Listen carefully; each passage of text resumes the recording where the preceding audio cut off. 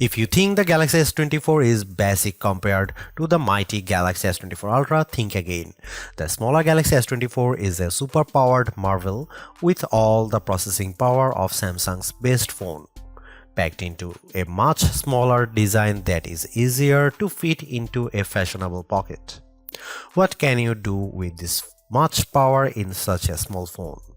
You can use the new AI tools from Samsung and Google, including the cool circle to search that easily answers the question, "Hey, what's that?" Whether you are looking at a web page, a YouTube video, or even a photo you just took. You also get the Samsung Galaxy AI translation that work like magic, changing your words into a foreign tongue and letting you understand somebody across the language barrier. You can also play games, obviously, and the Galaxy S24 is a gaming powerhouse made better by its take-anywhere size. This phone easily beats the iPhone 15 in inside-by-inside gaming tests, and it approaches pro power in terms of processing and productivity. It can even run Samsung DeX, the desktop environment that makes your phone work like a real computer when you plug in a keyboard, monitor, and mouse. While Apple screams on the CPU in its iPhone 15 and 15 Plus, giving those phones last year's processor, Samsung endows every Galaxy S24 phones with the same Qualcomm Snapdragon 8 Gen 3 chipset, at least in the US. Elsewhere, this phone and the Galaxy S24 Plus might use the Samsung Semiconductor Exynos 2400 chipset, and we'll be testing that model shortly, but we expect performance will be similar no matter where you buy the S24 and S24 Plus. The result is a phone that not only runs fast but also runs a long time, as we have seen great battery performance from phones with the latest Snapdragon on board. In battery life, the Galaxy S24 easily beats competitors at this size and price, lasting hours longer than the iPhone 15 or Pixel 8. The Galaxy S24 has a display that can crank out terrific brightness, though it isn't brightest or the sharpest display you will find. I had no complaints, even though I need to wear my reading glasses to read fine print at the highest resolution setting on the Galaxy S24. The display looks brilliant no matter how bright or dim it was set. For cameras, the Galaxy S24 can't compete with the Galaxy S24 Ultra, a phone that costs $500 more in the US, but it has the specs and features to take on the latest Pixel, and iPhone 15 fans should be jealous of the real 3x zoom lens that the Galaxy offers. There is no optical zoom on the iPhone 15, and once again Samsung wins with versatility, if not pure image quality. Samsung needs to prune its features and simplify, especially if it wants to win over iPhone fans someday. The iPhone 15 doesn't make you dig through 3 layers of settings to find the coolest new features. It just works. Samsung needs to just work a lot more on its software, because the Galaxy gets harder to use every year. Soon it will be too far gone. If you want more battery life, more versatility, and some seriously powerful productivity features, the Samsung Galaxy S24 is the right choice. If you don't care about all the extras and just want a phone that nails the basics, there are simpler and more elegant options available from Apple and Google, but Samsung gives you a sense of the possibilities that are coming in the future. You just have to drag the phone out of the past to find it. The Samsung pendulum sways back and forth between copying Apple and striking out on its own. This year, the Galaxy S24 is much closer to the iPhone 15 design than it has been in many years, while the S24 Ultra looks just a bit more unique. It's the curve at the corners of the display that really bring home the similarity. The Galaxy S24, like an iPhone, is well-rounded at the corners, while the S24 Ultra is all right angles. This is not a terrible thing, it just isn't very unique.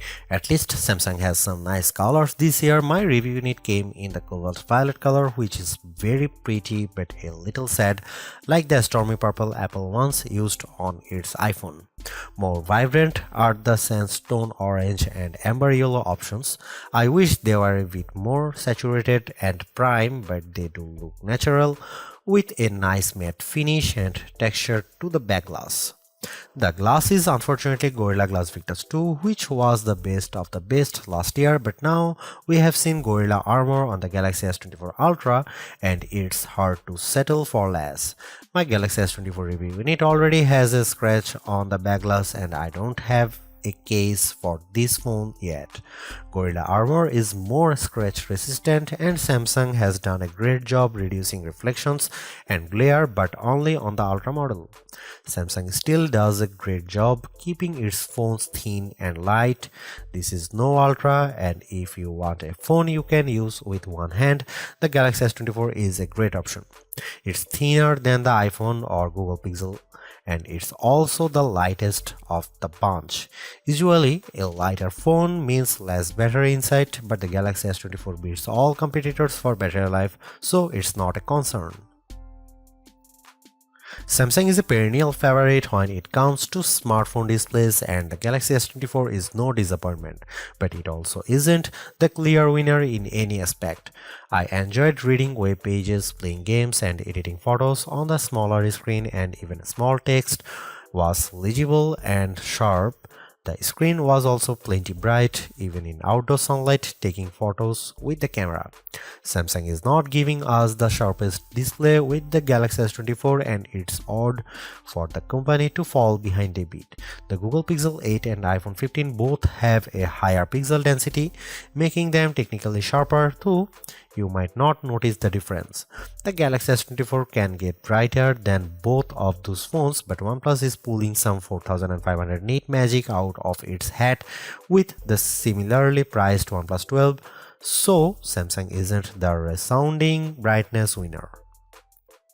Overall, I had no complaints about the display unless I'm truly nitpicking.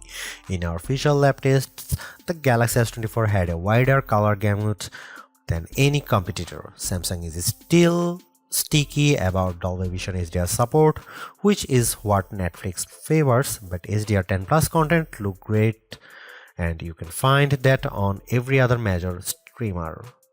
While I like carrying a smaller phone, the 6-inch display on the Galaxy S24 isn't quite big enough to hold all of Samsung's features. The H panel is turned on by default and it takes up so much room on the side of the phone that it was easy to swipe it open accidentally when I just wanted to use a back swipe gesture. The quick panel also became more complex, and this makes it harder to read and use on the smaller Galaxy S24 display than it was on larger Samsung screens. Overall, more software simplicity would help show off that screen instead of bogging it down with icons and menu clutter. The good news about software on the Galaxy S24 is that it can do just about everything the Galaxy S24 Ultra can do, short of using the S Pen. The bad news is that it can do everything the Galaxy S24 Ultra can do and no less. Every bit of complexity often designed for the largest smartphone display possible is still present in the Galaxy S24. It's a mess. The Galaxy S24 is super powered, there is no doubt. There are big software features like Samsung DeX, which gives you a Chromebook-like interface when you plug your phone into an external monitor. There are also fine, granular controls over everything from battery and power management to Wi-Fi and networking to screen response and menus too. Well, everything. There is no end to what you can do with the Galaxy S24 and it is easy to get very lost. Samsung needs to simplify. There are too many features that are impossible to find, like wireless power sharing, which should let me charge my earbuds by setting the case on top of my Galaxy S24. Unfortunately, I can't find the button to make this happen, not without a treasure map and a pickaxe. The software problems are starting to feel like laziness. In setting up my Galaxy S24, I was excited when my older Samsung phone found the new S24 quickly and offered to transfer all of my stuff. This process quickly failed without warning and I had to repeat it. After it failed the second time, I was asked on another screen to use Samsung Smart Switch, which somehow worked. Why not just start there? The first time I turned on the Galaxy S24, I needed to update a ton of apps in the Google Play Store and the updates failed, then disappeared. I opened the Galaxy App Store and found a slew of updates there as well, even though there was no notification. My Galaxy was suddenly downloading strange Samsung software, including a blockchain manager. I don't use anything blockchain at all. Then there are all the apps. There are too many apps from Samsung, too many apps from Google, and somehow even Microsoft gets its own folder. On a Samsung phone running a Google operating system? Good job, Microsoft. I hope it got what it paid for. All of this just feels lazy or cynical or both. It doesn't feel like Samsung has my best interest at heart from the moment I started using the Galaxy S24. It feels like the software is pushing me to do more, to buy more and use more. I just want simplicity. I just want it to work. Sure, the Galaxy S24 Ultra is our top camera phone, but that doesn't mean the Galaxy S24 is a slouch. Most of the great work Samsung has done improving its image processing carries through here. Photos I shot with the Galaxy S24 look better, more natural than photos taken with either the Galaxy S23 or my iPhone 15. You also get a real zoom lens with the Galaxy S24 and it helps a great deal. Having a real 3x zoom brings you closer to the field on the stage, even if the zoom lens is paired to a awfully small sensor that produces images with more noise and blur than I'd like. No matter, neither the Pixel 8 nor the iPhone 15 has optical zoom around back, and real zoom is always better than digital zoom, all things being equal. You might occasionally get better shots from the main camera on the iPhone 15 and the Google Pixel 8 does a better job with low light images, but the Samsung Galaxy S24 is much more versatile.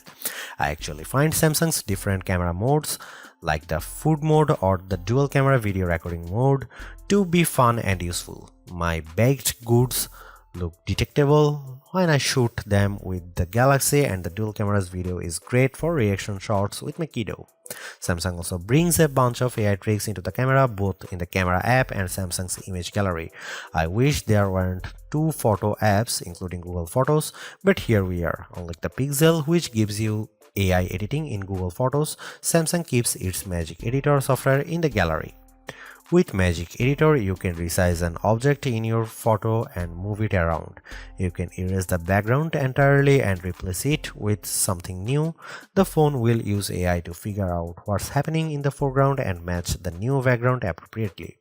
There is also a tool that adds more background to an image if you rotate it and end up with blank space. In practice, these are surprisingly useful. I like erasing spectators in the way when I am trying to see my kid on the field.